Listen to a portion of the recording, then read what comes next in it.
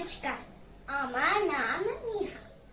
আজকের কবিতা বাঘুর বুদ্ধি, কবি অপূর্ব দত্ত।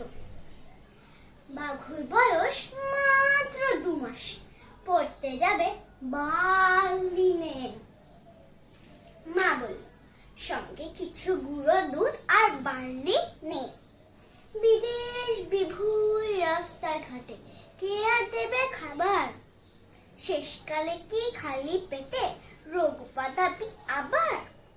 বাঘু বলল, একটুতে মা তোমরা এত ভাবো না, কি যা বলো, প্লেনের ভিতর খাবার কি আর পাবো না? মা বলল, আসল কথা আমরা তো বাঘ, তাই আমরা কি আর ওদের মতো চপ কাটলেট খাই?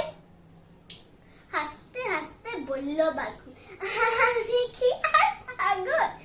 খোঁজ নিয়েছি, একই প্লেনে যাচ্ছে 200 ছাগল।